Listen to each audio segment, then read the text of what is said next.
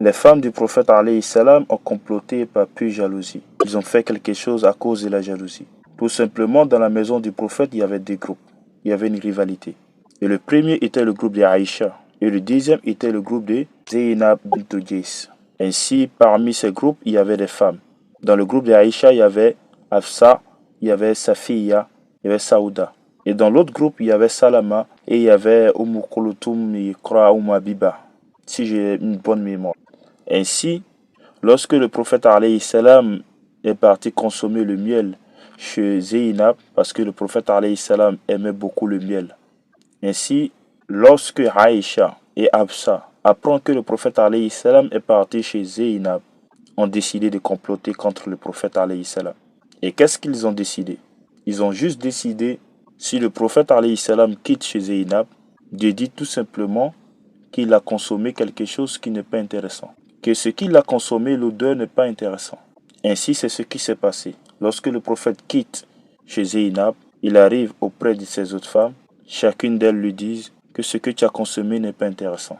Ainsi, comme le prophète alayhi salam était un homme qui était bon, doux, qui aimait faire plaisir à ses femmes, ce que ses femmes n'aiment pas, il n'aime pas.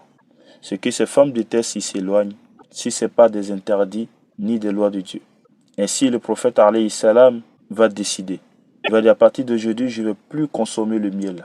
Ainsi, Allah fait descendre un verset coranique qui est la sourate 66, verset 1. Allah dit au prophète, ô prophète, pourquoi en recherchant l'agrément de tes femmes, t'interdis-tu ce que Allah t'a rendu licite? Et Allah est pardonneur, très miséricordieux. Ainsi, ce verset-là vient parler au prophète alayhi salam pour dire pourquoi tu t'interdis quelque chose que moi, Allah, je t'ai autorisé. Tu veux faire plaisir à tes femmes. Alors n'interdis pas ce que je t'ai autorisé. Ainsi, je te raconte cette histoire. Pourquoi? Tout simplement pour te dire qu'en islam, c'est pas normal de t'interdire quelque chose que Allah t'a autorisé. Sauf si la chose te déplaît. Mais t'interdis quelque chose parce que ton grand-père t'a interdit. T'interdis quelque chose parce que ton père a interdit. T'interdis quelque chose parce que dans votre coutume, vous ne mangez pas cela, alors que toi-même tu aimes. Alors, ça peut devenir un péché. Ainsi, c'est interdit en islam de te créer des totems. Pour dire, moi je ne mange pas cela, moi je ne mange pas ceci. Si c'est mauvais pour ta santé, ça, il n'y a pas de problème. Si c'est parce que toi-même ça te dégoûte, tu n'aimes pas, il n'y a pas de problème. Mais parce que ma famille a interdit, alors moi-même je m'interdis, alors que Allah t'a autorisé, c'est pas normal. Et je te raconte cette histoire tout simplement parce que les femmes du prophète, elles sont nos mamans. Allah dit dans le Coran, le prophète a plus de droits sur les croyants plus que eux-mêmes. Et ses épouses sont vos mères. Ainsi, on a le droit de les respecter. Je t'ai raconté cette histoire tout simplement pour en tirer des solutions, des conclusions et de la sagesse. Parce que la vie de ces femmes, la vie du prophète, ce sont des leçons.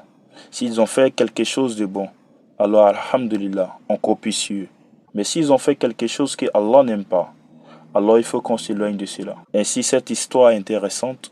La jalousie qui était entre ces femmes, Inch'Allah, je ferai une vidéo pour mieux développer, pour mieux parler de cela. Parce qu'il y a beaucoup de leçons. Celui qui est prêt à marier 10 femmes, astaghfirullah, 4 femmes, parce que c'est interdit pour les musulmans de marier plus que 4 femmes, alors qu'il s'apprête.